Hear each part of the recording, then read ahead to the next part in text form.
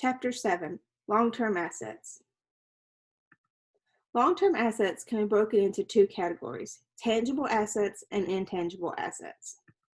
Tangible assets include land improvements, buildings, equipment, and natural resources.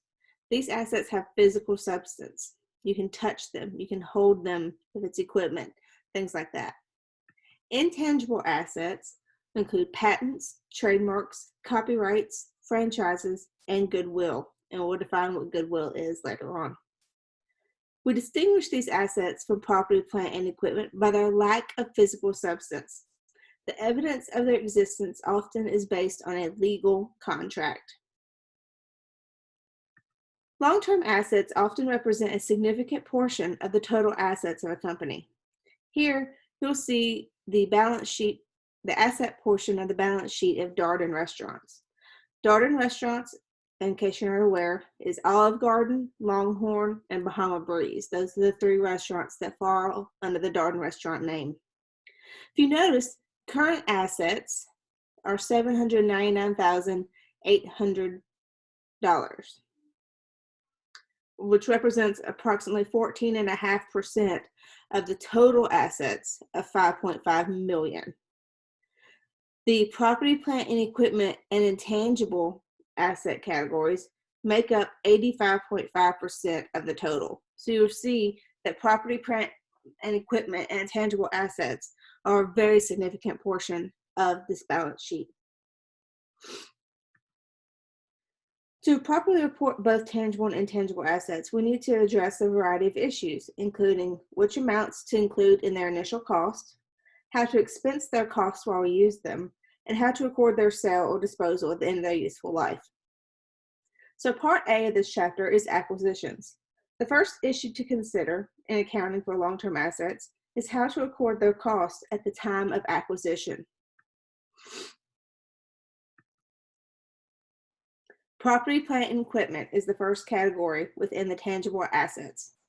Property, plant, and equipment consists of land improvements, buildings, equipment, and natural resources. The general rule of thumb is that we record long-term assets at its cost plus all expenditures necessary to get the asset ready for use.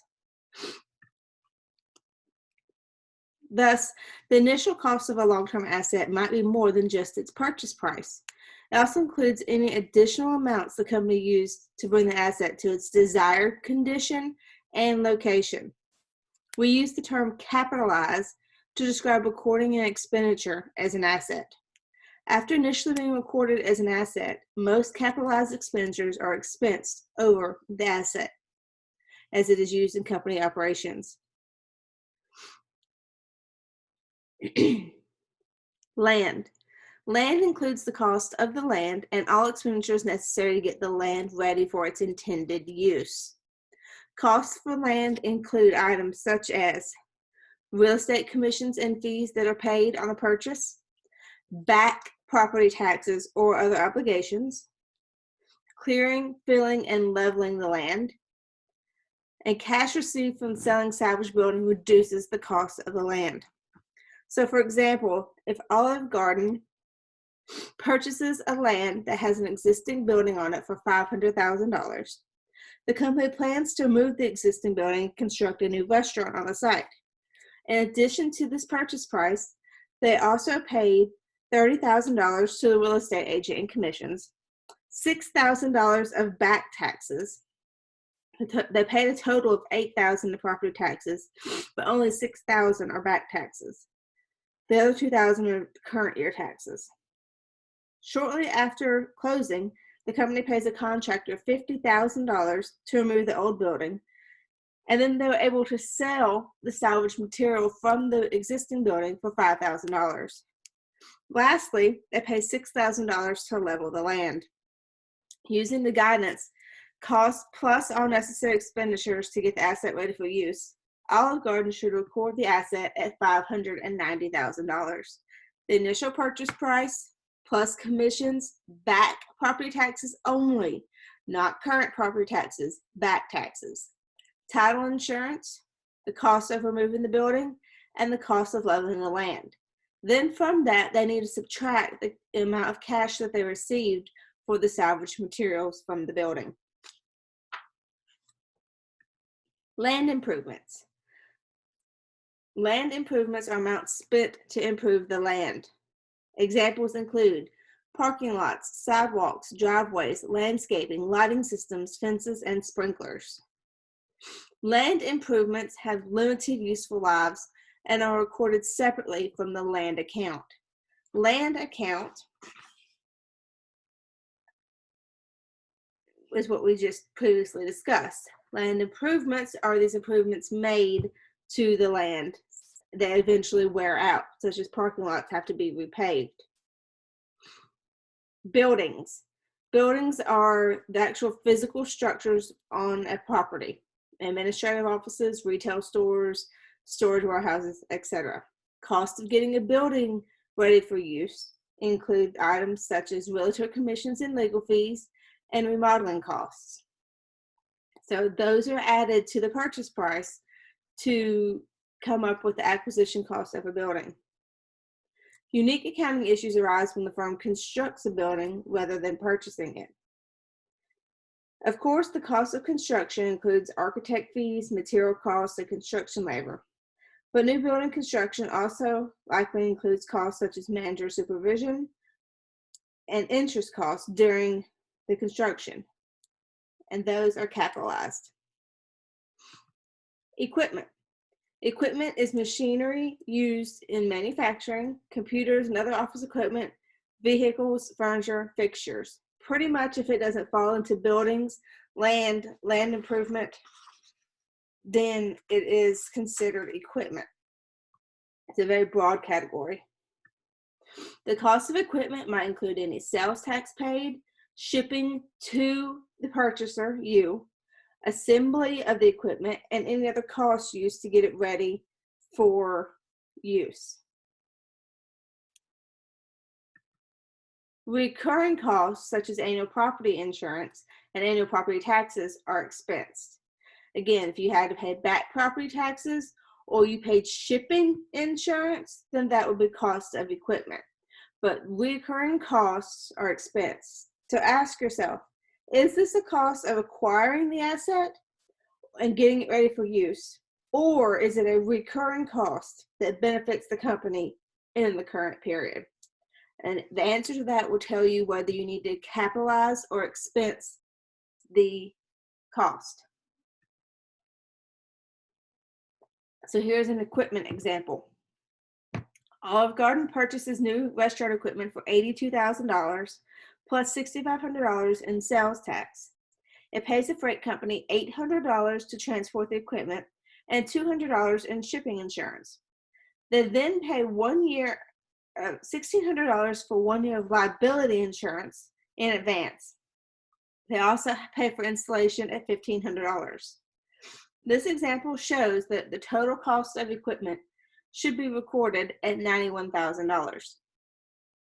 You include all of the costs except for the prepaid liability insurance of $1,600 because that is a current recurring cost that you would have. Basket purchases. Sometimes companies purchase more than one asset at the same time for one purchase price. This is known as a basket purchase. For example, let's assume that Olive Garden purchases land, building, and equipment together for $900,000. We need to record the land, the building, and the equipment in separate accounts. How much should we record in the separate accounts for land, building, and equipment? The simple answer is that we allocate the total purchase price of $900,000 based on the estimated fair values of each individual asset. So in this example, we had the purchase price of the basket purchase of $900,000. Estimated fair value of the land, had it been bought by itself, would have been $200,000. If the building had been bought by itself, it would have been $700,000, and the equipment by itself is $100,000. So the fair market value total of the three assets is $1 million. You see that by purchasing land, building, and equipment separately, they got a discount on the by purchasing the land, building, and equipment together, they got a discount on the estimated fair value. So we need to determine the amount to record for each asset. At the bottom, you'll see this little chart that we make. First, list out your 3 assets and the total estimated fair value to be $1 million. Next, we need to determine an allocation percentage. Land has an estimated fair value of $200,000 out of the total estimated fair value of $1 million. So our allocation percentage is 20%. It makes up 20% of the total estimated fair value. Take your 20% and multiply it times your basket purchase amount of $900. So we should record land at $180,000. You notice this recorded amount is of course lower than the fair value amount. Do the same thing for building. Building makes up 70% of the total estimated fair value. The estimated fair value of $700,000 divided by the total of $1 million equals $70,000. $70,000 times our basket purchase of $900 gives us a recorded amount of $630,000. Lastly, equipment. Equipment makes up 10% of the total estimated fair value. 10% times $900,000 equals $90,000. Then you need to go back and check yourself. Do my allocation percentages equal 100%?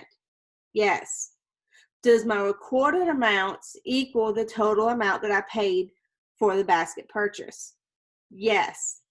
If this is not 100%, or this number does not equal your basket purchase price, you've done something wrong and you need to go back and check it. Lastly, natural resources.